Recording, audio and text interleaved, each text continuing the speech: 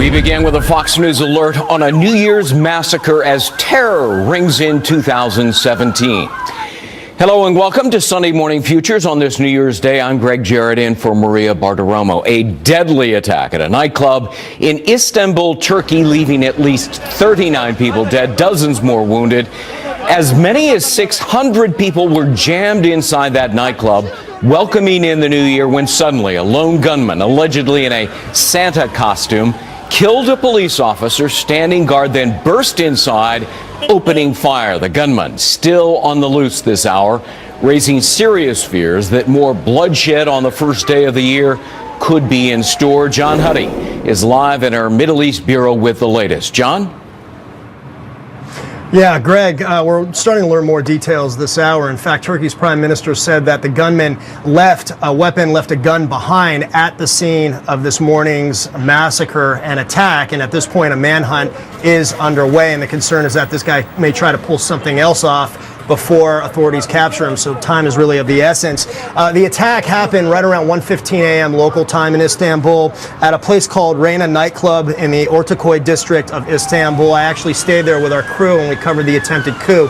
Very busy area, very popular area, a lot of bars, a lot of restaurants right at the base of the Bosphorus Bridge. So hundreds of people were packed into the club at the time of the shooting, celebrating the new year. Now, officials say the attacker shot and killed a policeman, as you mentioned, out front, and a civilian before storming inside the club and spraying it with gunfire.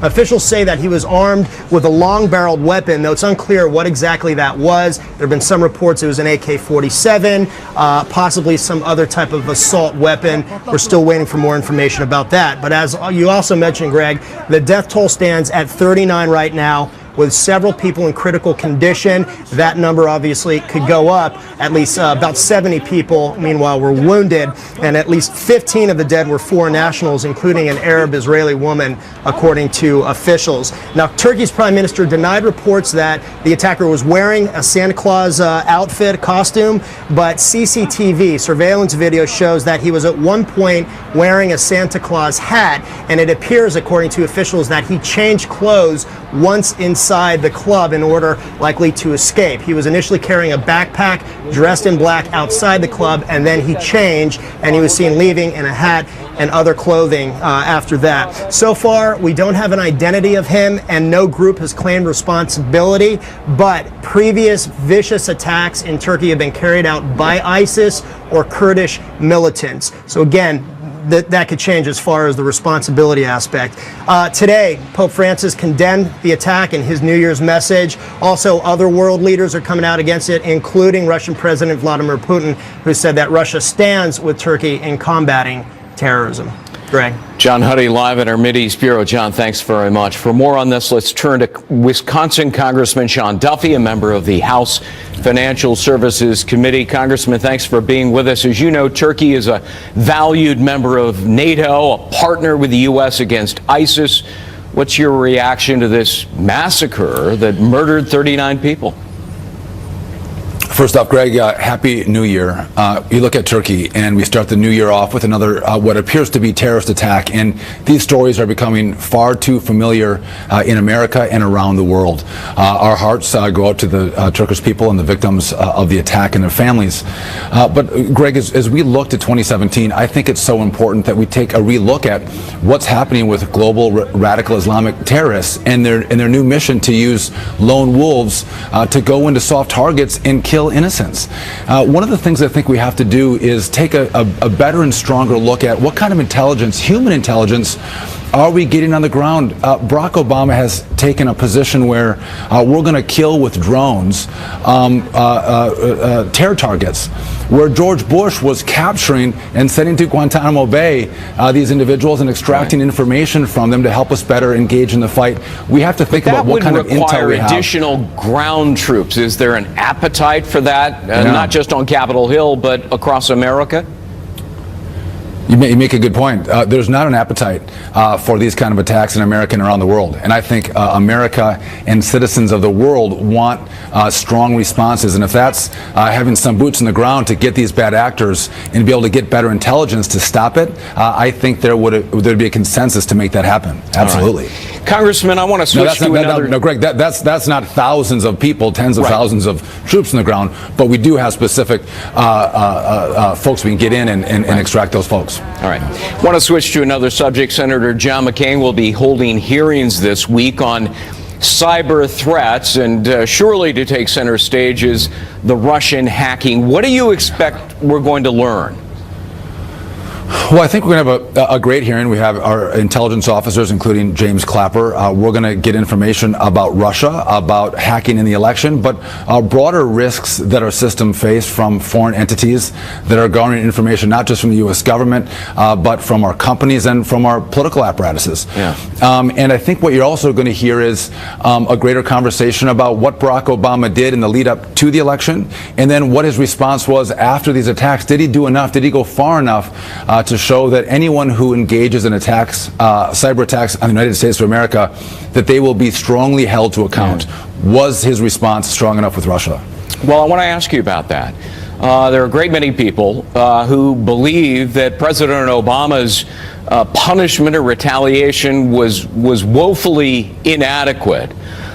Do there need to be stronger sanctions put into place that would actually impose a meaningful cost on Russia and serve as a deterrent? Well, one, from this hearing, we want to let the American people see actually what was taking place. What public information do we have that we can share with them so they can make an analysis on their own? But many of us who view the bad acts of Russia, not just with this cyber hacking, but also with what they've done in Crimea, in the Ukraine, and now they're in Syria, they've been in Georgia, we think that our response has been far too light on Russia, and we have to strengthen it. So I think there will be a consensus that we have to do more to deter Russia from these kind of acts. I also think, Greg, what's going to be interesting is to see how this panel in the Senate talks about, was Russia just trying to mess with our elections, or were they actually trying to help Donald Trump? I think that's going to be an interesting point that's going to come out in this hearing, and we're not quite sure what they're going to say. I want to ask you about Greg, that. President-elect Trump has been dismissive of the Russian hacking. At first he said he didn't believe that it happened or that they did it. And then he said, well, it's time to move on. He tweeted that. He said that on camera. Are you concerned that he is not taking this seriously enough? Well, 2 points. One, he's going to meet with the intelligence community later this week. He might have a different opinion once he gets that brief. But in regard to cyber hacking, I believe it was the day after his election, he said he was going to instruct the Pentagon and the Joint Chiefs of Staff to come together and develop a plan to protect American interests from cyber hacking. So he understands the threat that this is. I think he might have a different and more informed opinion once he gets the intelligence brief. But I think what Donald Trump's main pushback has been is that Democrats are trying to undermine his win on November 8th and say this was because Russia hacked and was trying to help Donald Trump, and take something away from his victory that, you know, was historic, and that he won Wisconsin and Michigan and Ohio and Pennsylvania. I think that's been his affront, not that Russia's trying to play in our elections and influence the outcomes. Well, there's a subtext to all of this, and because President-elect Trump continues to refuse to release his tax returns, we don't know what his ties are to the Russian government or Russian businesses that may be linked to the Russian government.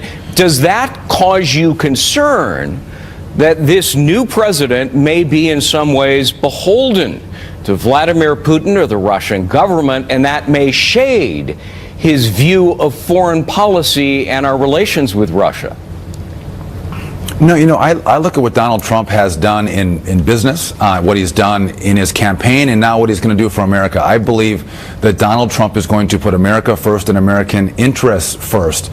And if Vladimir Putin and the Russians think that Donald Trump is going to be a friend and an ally, I think they're going to be sorely mistaken. If they're going to do bad things around the world, or if they're going to engage in cyber hacking or cyber warfare with the United States of America, there's going to be a new cowboy in the Oval Office.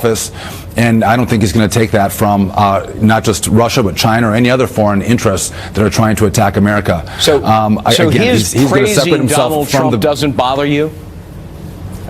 Donald Trump's praising of Vladimir Putin doesn't bother you?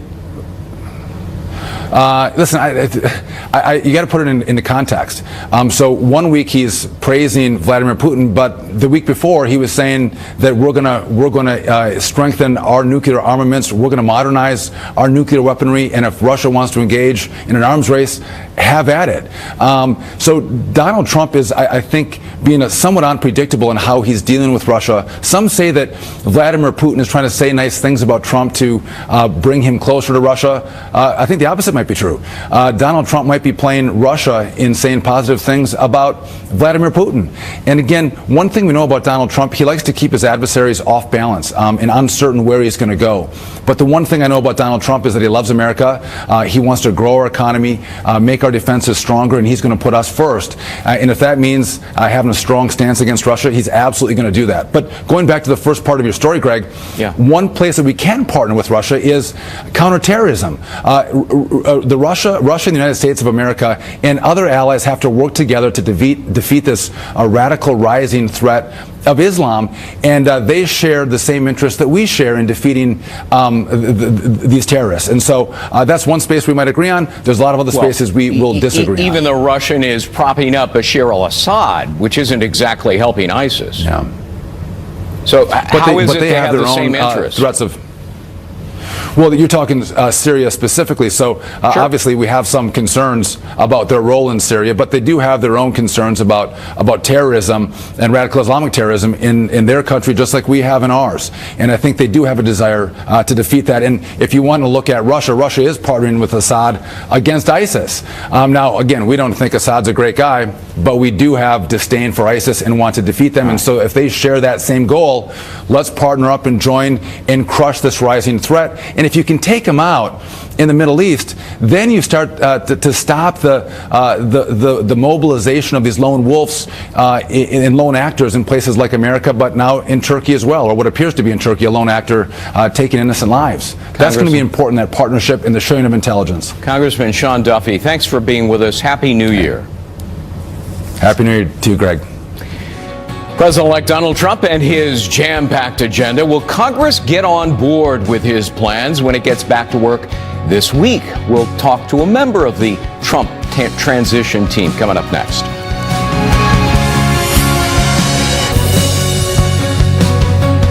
President-elect Donald Trump and Congress getting ready to roll up their sleeves as they map out an ambitious agenda. In the meantime, Mr. Trump sending out a rather curious New Year's greeting to friends and foes, tweeting, "Happy New Year to all, including my many enemies and those who have fought me and lost so badly they just don't know what to do. Love."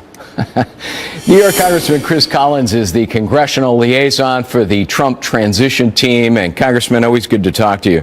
Yeah, it's good to be with you, Greg. You know, there's a couple of ways you could look at it. Maybe he's just twisting the knife a little bit into the losers of the presidential race and others.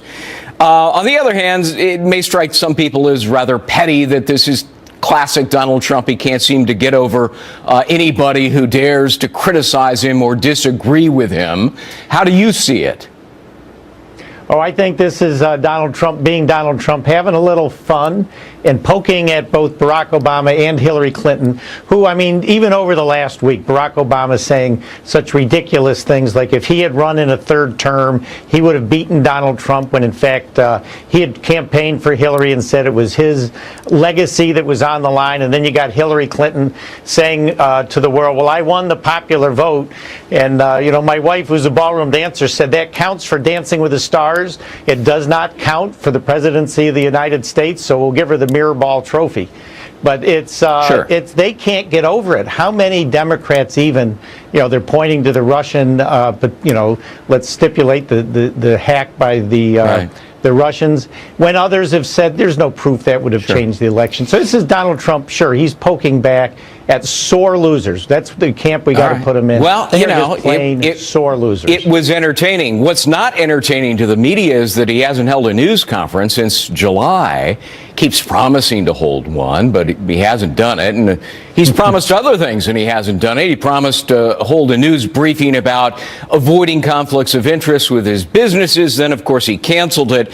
Why not face the media for something longer than just, 2 or 3 minute sound bites? Well, let's face it. President-elect Trump has his own way of communicating with America, putting America first and the voters first. And sure, part of that is him tweeting out and having other folks, relay the message. You've never seen anyone working harder than Donald J. Trump has been working through this transition. And so there's no love lost between Donald Trump and, let's call it, the media, who twisted and exaggerated many things he said. So I'll leave it to him and respect the way he's going to communicate. You know as well as I do that, when there is a news briefing where reporters get to ask some questions, that's a method of holding the president-elect accountable for his actions and his promises. Why not face that? Well, again, I can't speak for President-elect Trump and why he does what he does, but I can tell you, America, certainly those of us that supported him, trust him implicitly. Well, and as we're but you're on his watching transition his cabinet team. come together, would you encourage him? You're on his transition team. No, frankly, again, I would, with all due respect to everyone, I would never suggest to Donald Trump how to communicate with the country. Yeah. Those of us who are his supporters are actually quite pleased. I think what you've really got is continued liberal media that want to kind of cast a pale on his victory and question it. They just want to get him and just pound away at who knows what. Well, maybe he doesn't want to answer uncomfortable nothing. questions. Well, these questions, though, go beyond the pale, and that's the issue. Right. And we can talk about cyber hacking all day long, but then they want to throw in the inference. Oh, well, this impacted the election. It's the agenda, the not so hidden agenda that the liberal press has. That I don't blame Donald Trump. Well, let me busy working on the transition from. Let me ask you about his agenda. Do you believe that he will reverse many of President Obama's executive orders and maybe reverse the Obama sanctions against Russia? Well, I can assure you, yes, he will be reversing many of the Obama executive orders. See, Barack Obama, instead of working with Congress and having a legislative presidency, he had an executive order rule-making presidency, which we can undo many of these rules dating all the way back to last May without worried about the filibuster. And Donald J. Trump, as president, can overturn these executive orders on January 21st. And we have been working with the president, the transition team, to have a list of those executive orders that we suggest will be overturned on day one of a Donald Trump presidency, which is going to leave what we'll call the legacy of Barack Obama in tatters. All right. Congressman Chris Collins, good to see you. Happy New Year. Thanks for being here. Happy New Year. Okay. Okay, Greg, anytime. All right. President Obama huddling with Democrats this week, trying to keep Obamacare off the chopping block. Is it possible with a Republican-led Congress coming in? We're going to have more on that as we look ahead on Sunday Morning Futures.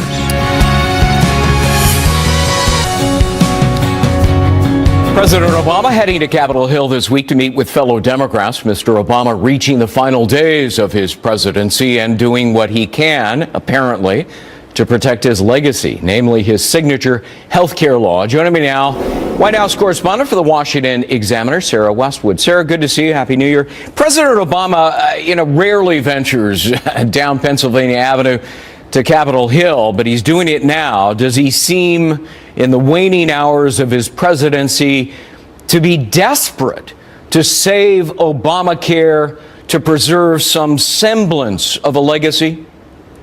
Well, certainly Obama sees the writing on the wall. He knows that Obamacare is going to be the #1 priority for congressional Republicans when they come back into session and for the Trump administration. They want to get rid of Obamacare. That's no secret that it's going to be their first order of business. And they're willing to repeal the Affordable Care Act without necessarily having a replacement in place. And that's something that Democrats are going to focus on, the fact that that Republicans are setting Americans up for some sort of health care cliff without having an alternative in place.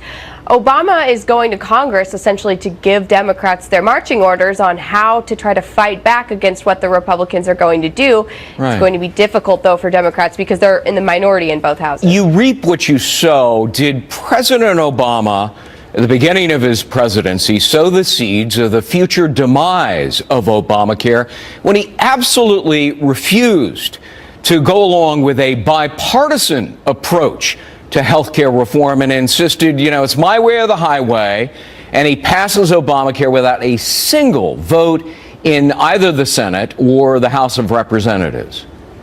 Well, it certainly gives Democrats less credibility now when they're trying to argue that the solution to the Affordable Care Act should be bipartisan because it wasn't enacted in a bipartisan fashion. And you see examples of the way partisanship has come back to bite Democrats all around. You see that, for example, in the way the Democrats invoked the nuclear option. And so now they can make these confirmations in the Senate without having to have, they can just do it on a simple majority vote. So that's somewhere, again, where Democrats are maybe reflecting on the partisanship that took place in the Obama era and questioning whether that was wise now that they're going to lose control of all three branches. As you know, most legislation needs 60 votes in the U.S. Senate because of the filibuster rule. But look, as I understand it, Obamacare, or major portions of it, can be completely eliminated or repealed by using reconciliation. It's a parliamentary method by which you only need a simple majority.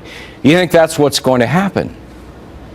That it looks to be that way. It's pretty clear that they're not going to be able to recruit the 8 or 9 Democrats they would need in the Senate to repeal outright all of Obamacare. So they're going to use budget reconciliation to get rid of some of these major portions of Obamacare.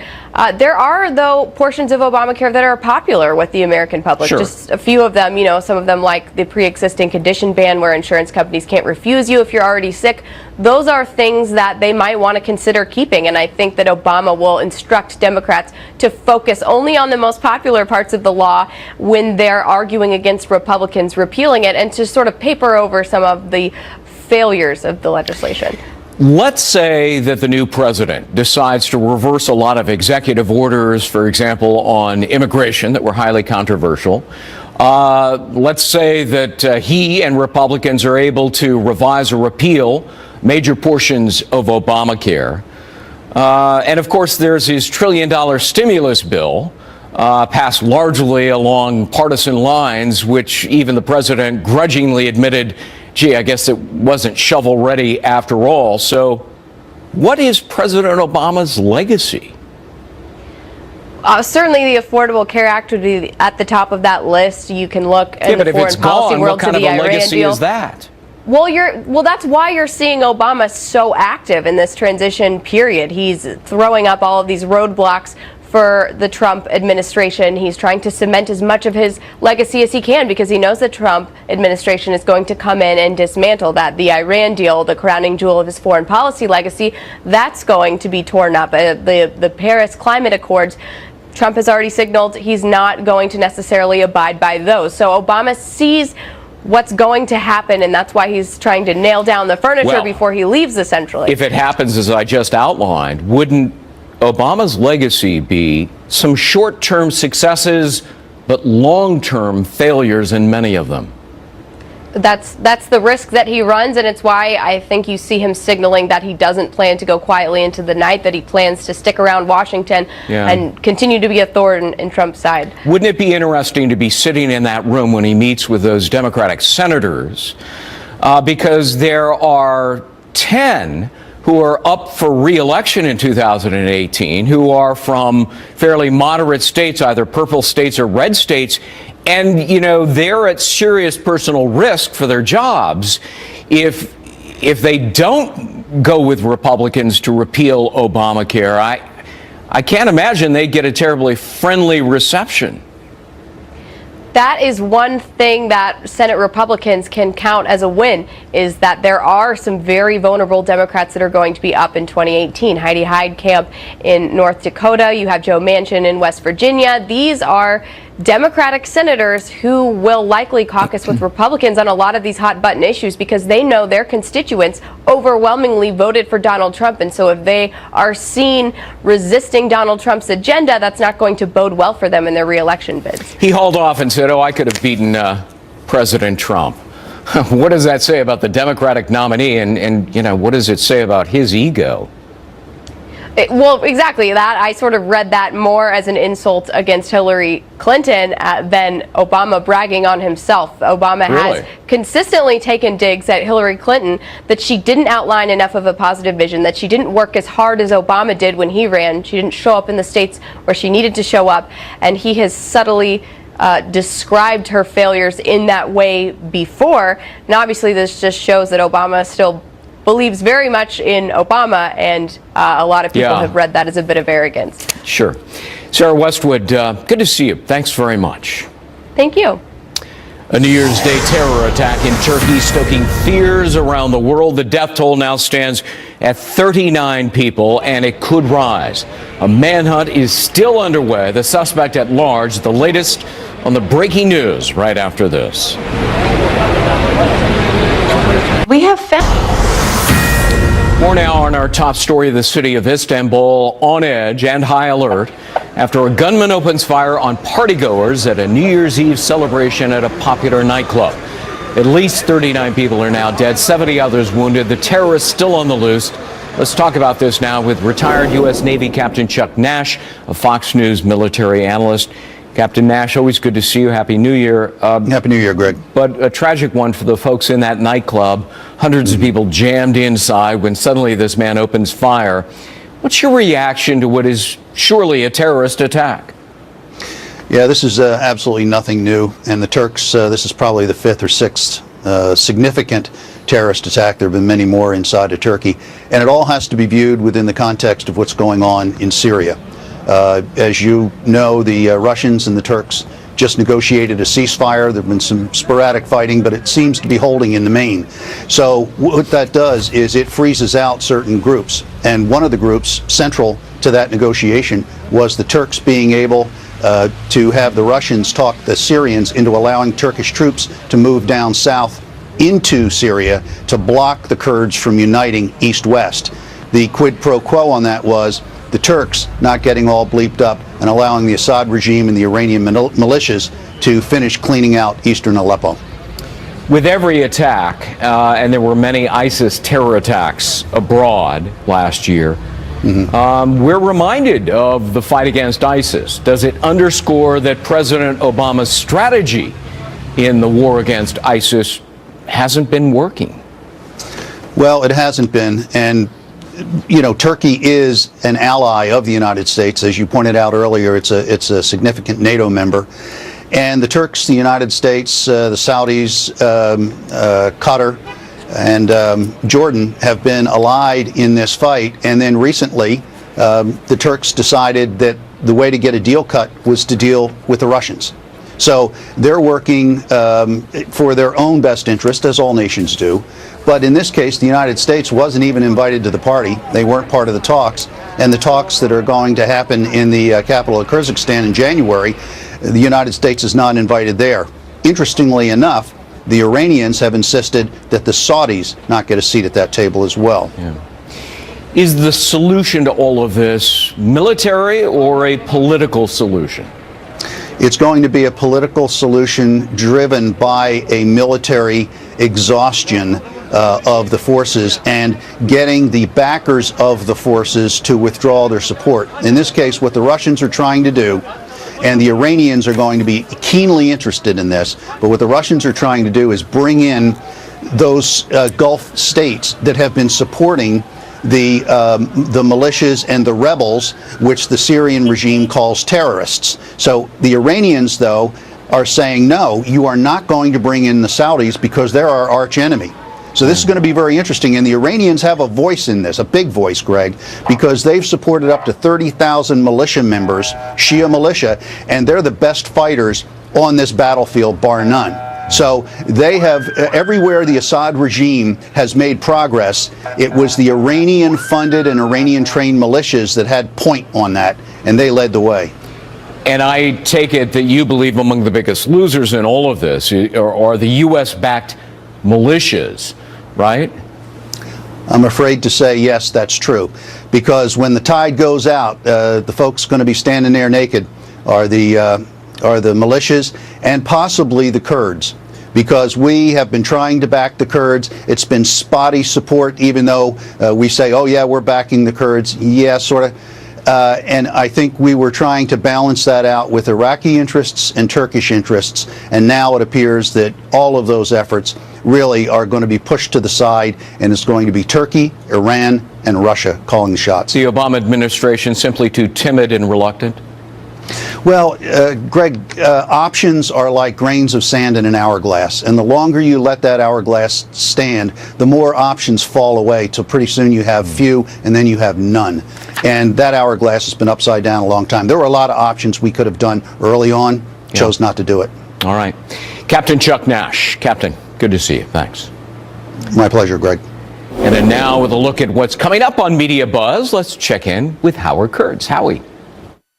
Good morning and Happy New Year, Greg. Well, look at the coverage of Donald Trump increasingly challenging the media consensus over the CIA findings on Russian hacking of the DNC, calling out CNN and NBC by name, and the way in which the press is reacting to that. Plus, a lot of glowing coverage of celebrities who are refusing to show up at the Trump inauguration. And finally, the media now casting quite a legacy for President Obama.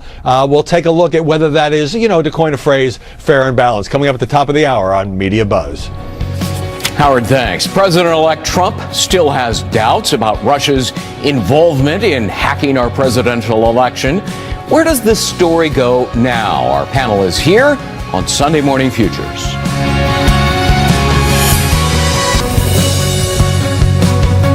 I just want them to be sure, because it's a pretty serious charge, and I want them to be sure. And if you look at the weapons of mass destruction, that was a disaster, and they were wrong. And so I want them to be sure. I think it's unfair if they don't know. And I know a lot about hacking, and hacking is a very hard thing to prove. So it could be somebody else. And I also know things that other people don't know, and so they cannot be sure of the situation. Like what do you know that other people don't know? You'll find out on Tuesday or Wednesday. President-elect Donald Trump questioning online security and expressing new skepticism about Russia's role in hacking the presidential election. Mr. Trump is expected to meet with intelligence officials this week to learn more about the allegations against Moscow. This, as President Obama rolled out new sanctions and expelled Russian diplomats. Let's bring in our panel. Judith Miller, adjunct fellow at the Manhattan Institute for Policy Research, Pulitzer Prize-winning author and journalist, Fox News contributor. Pleased to have Nan Hayworth with us, former Congresswoman for New York's 19th District. Got to start with you since you're new to us here. And it's a great pleasure to have you here. Thanks for dropping by. It's a real pleasure to be with you, Greg. Right. Happy New Year. What do you make of that comment we just played of Donald Trump, what it says about the president-elect's view of American cybersecurity? Well, we'd like it to be much more confident, obviously, but let's look at this first from the standpoint of what President Obama has just done. Basically, he's expelled Russian diplomats for the sake of an embarrassment. Essentially, the DNC was caught, if you will. They'd been warned by the FBI many times last fall, September 2015, and their data consultant ignored them. They were sloppy. Same with John Podesta's staff. They yielded to a phishing email. That's not the federal government failing to do its job. So, this is a real issue that President Trump needs to address. But let's not forget that President Obama is doing something strictly political. Well, does any politician ever do anything else? We'd hope them to rise above. Well, on the one hand, Trump is doubting the security of our computer systems. On the other hand, he continues to doubt that the Russians hacked our computer system. How does that make sense? Well, I don't think it does. And I think that he will use the opportunity if he is wise, because it's not wise to alienate the people upon whom you are going to depend for your intelligence about the world. And also they have a way of undermining presidents should they choose to do so. But I think he's going to use that meeting as an excuse to back away from this assertion that we don't know who did this. I think the issue, what we don't know is what the Russians were trying to accomplish. I mean, when you have 17 intelligence agencies say, yes, we think this is Russian, we think we can show you that it is Russian, the motive is more complex. But, look, the intelligence community has been wrong before, so I'm going to keep an open mind. But I bet that Donald Trump is going to have to backtrack from this claim that we don't know who did this. Congressman President Obama promised that he was going to be tough and proportional to the Russian hacking in his retaliation, and then he told Putin to cut it out. Yeah, that was serious. That was like playground hey, taunting. Could you get out of Crimea while you're at it? Yeah, that worked out well.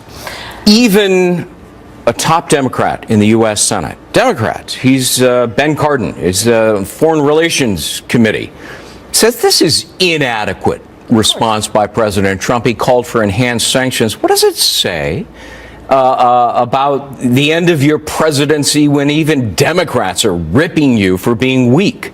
Well, of course, President Obama now knows what it's like to feel like a lame duck. He has conducted his presidency in a way that has made our enemies not fear us, not really respect us, and make our friends doubt us. So this is the natural issue of that kind of a presidency. I think President-elect Trump will present a much more potent face to the world, and not necessarily, I don't think it will be a malevolent face, but it will be a face like Ronald Reagan. President Reagan said the biggest criticism of Obama was that, you know, he dithers and he takes forever to make a decision. Donald Trump seems to be the polar opposite. Trump said, Judith, I know a lot about hacking. Hacking is very hard to prove, so it could be something else. Well, that may be true, but 17 U.S. intelligence agencies and the FBI all agree it's the Russians. We have the evidence of it. That's pretty hard to ignore for President-elect, isn't it? Well, that's why I think he will reassess, and he will have a different position after that intelligence briefing. That's why the intelligence community has wanted him to have his daily briefings, which he has refused. He says he doesn't need them. I don't know what to expect from Donald Trump. I don't think anybody knows, but I do wonder what will happen and what he will do the first time his good buddy Vladimir Putin decides to cross the line and do something that he really doesn't like. Well, I mean, they appear to be buddy, and I want to ask you about that. I asked another congressman currently serving earlier this hour, are you a little bit concerned? I mean, we don't know Donald Trump's relationships to Russian businesses or the Russian government because he won't release his tax returns and hell may freeze over before that ever happens. Should Americans be concerned that he might be compromised and beholden to the Russians? Greg, the president-elect has, in the cabinet choices that he's made, certainly. Well, don't go with Rex Tillerson. But you know, Rex Tillerson is he's been a universally respected businessman. But my point being, Putin gave him a big award. Well, but he is expert on the Russians, but on the defense and the intelligence side.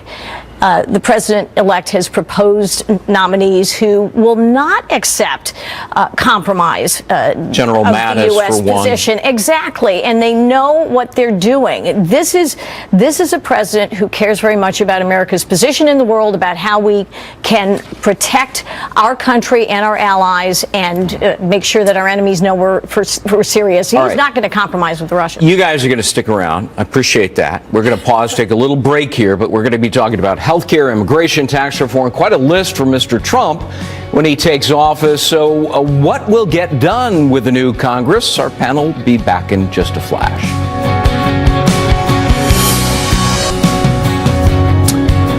Congress convening this week with a Republican majority in both chambers. GOP lawmakers now moving quickly to repeal the Affordable Care Act, or parts of it, making it a top priority on the agenda. We're now back with our panel.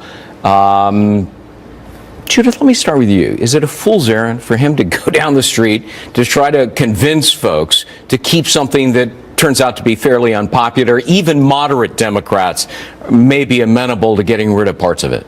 Well, I think that Democrats and even some Republicans will be worried about the implications of what happens to the 22 million Americans who have health care thanks to Obamacare. So you phase it out slowly over 2 or 3 years. I think the debate is going to be not whether or not it's going to be repealed, but whether or not it's going to be repealed and replaced, or repealed and kind of delayed. Right. You know, that they will ease. you cannot simply leave people in the lurch, and you have to protect the insurance markets. So I think they're going to have to find a way. The president-elect will have to coordinate closely with the Hill on a strategy for making sure that people aren't even angrier now about their health care than they already are. Congresswoman, I pointed out earlier, you can do it with by defeating a filibuster. You can do it through reconciliation. So, I mean, it would appear to be a done deal. But Republicans have to have a replacement that's viable. What is that? Well, actually, Republicans, and I was a physician in the House majority, elected in 2010. The first and only female physician elected a member, yes. And so as a member of that group, I was witness to great plans that thoughtful members of Congress and senators had worked on. Pete Sessions in the House and Bill Cassidy in the Senate have a great plan that they've brought forward with universal tax credits that are not dependent on income, that will eliminate a lot of the problems that Obamacare creates for individuals and employers. We will be able to have Medicaid flexibility state by state. The new CMS administrator, whom President-elect Trump has nominated, is experienced in that in Indiana. They did very well with their Medicaid patients.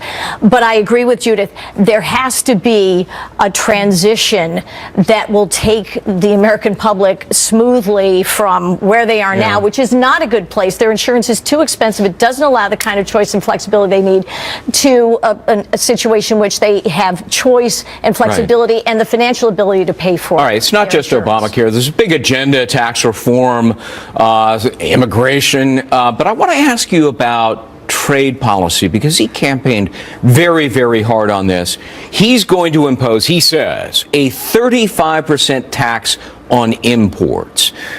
Would that trigger a trade war that would only hurt the American consumer? I think that is the problem, Greg, and you are going to see friction and pushback from the Congress, and not just from Democrats, on those two issues, immigration and trade policy, because we do know that if you slap a tariff like that on imports, you are going to make the American people pay more for goods, since so much of the things that we now make use foreign components. So I don't really see that happening. I see the parts of his agenda that will move quickly, fairly quickly, through the House are, of course, the concern about health care, the reform or cutting of taxes, the repatriation of some money, working on border security, and the wall. I see that happening before I see any progress whatsoever on trade or on immigration. You know, a lot of people voted for Donald Trump because they wanted to see their taxes lowered. He's promised three brackets, lower everybody's taxes,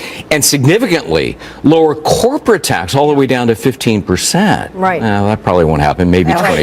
Yeah, that's a bargaining position. The president's well known for his So how skills. quickly can Americans expect more money in their wallets? Well, I think they'll start seeing more money in their wallets in 2017. I do feel that we will have. When? I want to spend mine really fast. Yeah, I know. Well, the market responded. Now, the United States economy is not represented entirely by the stock market, as we well know, but the market responded very positively to the news of the president's election, because they are going to immediately start reeling back regulations that choke businesses. If Frank Dodd-Regs. Dodd-Frank, EPA, these are very costly and the regulations that do crush enterprise. So you will see Americans being hired immediately, and more money in people's pockets because of productive work that they'll be able to do. Dodd-Frank. Frank Dodd. Oh, Dodd-Frank, yeah. Sorry, I always get them backwards. Chris Dodd, Barney Frank, Dodd-Frank. I remain skeptical about that. All right. We're going to see.